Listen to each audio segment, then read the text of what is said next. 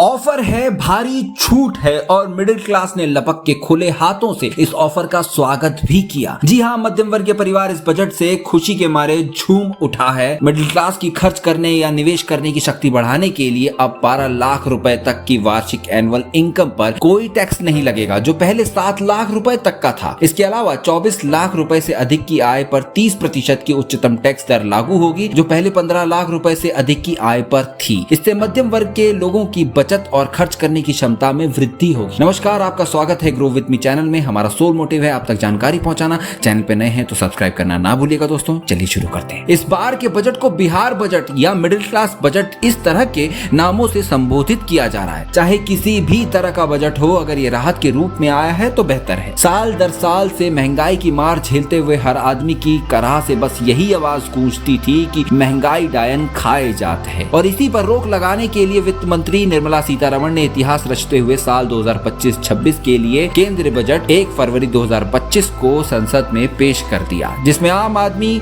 यानी आम जनता को राहत मिलेगी और रोजगार के अवसर बढ़ेंगे। बजट में बिहार का बड़ा बोलबाला रहा, चूंकि बिहार को मिली कई बड़ी सौगातें। इसे बिहार के आने वाले इलेक्शन के लिए एक पॉलिटिकल ब्रिज के रूप में तैयार किया गया हथकंडा भी कहा जा रहा है। इसे ये भी कहा जा रहा है कि दिल्ली के इलेक्शन से पहले ऐसा बजट देना मोदी सरकार का मास्टर स्ट्रोक है। बहरहाल हो भी क्यों ना, जब वित्त मंत्री सीतारमण ने कहा कि पहले विश्वास करें बाद में जांच करें, ऐसा दृष्टिकोण अपनाएगा इनकम टैक्स डिपार्टमेंट इस बार। 12 लाख तक की आय पर टैक्स कैसे लगता है, चलिए आपको बताते हैं कि टैक्स स्लैब में शामिल हैं, फिर भी टैक्स कैसे शून्य होता है। न्यू इनकम टैक्स स्लैब, अगर आपकी सालाना आय 12 लाख है तो ये 3 अलग अलग शुरुआती टैक्स स्लैब में आती है, लेकिन छूट यानी रिबेट और स्टैंडर्ड डिडक्शन की वजह से आपकी अंतिम टैक्स देनदारी शून्य हो जाती है। कैसे ये घटकर शून्य हो जाता है टैक्स? सेक्शन 87A छूट पहले 25,000 थी, अब इसे बढ़ाकर 60,000 कर दिया गया है, जिससे पूरी टैक्स देनदारी खत्म हो जाती है। स्टैंडर्ड डिडक्शन 75,000 की छूट भी उपलब्ध है, यानी अगर आपकी इनकम 12,75,000 है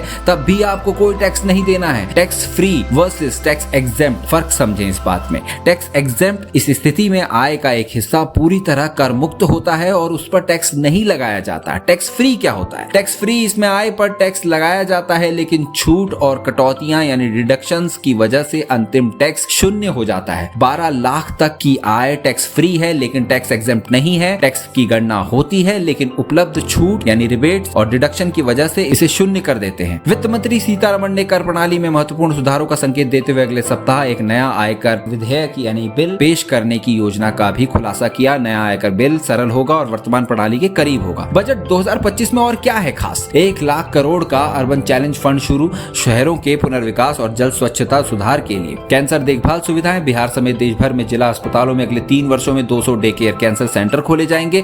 चिकित्सा शिक्षा विस्तार, पिछले दशक में 1.1 लाख नए मेडिकल सीटें जोड़ी गई, 130% की वृद्धि। अगले वर्ष मेडिकल कॉलेजों में 10,000 सीटें, 5 वर्षों में 75,000 सीटें बढ़ेंगी। 36 जीवन रक्षक दवाओं पर सीमा शुल्क में छूट, 6 दवाओं पर 5% शुल्क में छूट। फुटवेयर और लेदर सेक्टर उत्पादकता, गुणवत्ता और वैश्विक प्रतिस्पर्धा बढ़ाने के लिए नई नीतियां लागू होंगी। केंद्रीय वित्त मंत्री निर्मला सीतारमण ने कहा कि कोबाल्ट पाउडर और अपशिष्ट लिथियम आयन बैटरी, क्रैप, सीसा, जस्ता और 12 अन्य महत्वपूर्ण खनिजों को छूट दी जाएगी। इससे इलेक्ट्रिक वाहनों के सस्ते होने की भी उम्मीद है दोस्तों। IIT इंफ्रास्ट्रक्चर विस्तार यानी 5 IITs में बुनियादी ढांचे का विस्तार होगा। 2014 के बाद स्थापित 5 IITs में नया बुनियादी ढांचा और IIT पटना का भी विस्तार। कृत्रिम बुद्धिमत्ता यानी AI के उत्कृष्टता केंद्र के लिए 500 करोड़ आवंटित किए गए हैं। 500 करोड़ का बजट पास हुआ है, जिसमें AI के इंस्टीट्यूट्स खोले जाएंगे। गिग वर्कर्स के लिए सामाजिक कल्याण योजना, ई श्रम पोर्टल पर 1 करोड़ गिग वर्कर्स को पंजीकृत किया जाएगा। गिग वर्कर्स कौन है? गिग वर्कर्स जोमैटो और इस तरह के जो डिलीवरी बॉयज होते हैं उनके लिए कई सुविधाएं इस बार के बजट में शामिल की गई हैं। किसान क्रेडिट कार्ड योजना क्या है? 7.7 करोड़ किसानों, मछुआरों और डेयरी किसानों को अल्पकालिक ऋण। किसान क्रेडिट कार्ड की सीमा 3 लाख से बढ़ाकर 5 लाख की गई। TDS और TCS को तार्किक बनाया जाएगा। किराए पर TDS की सीमा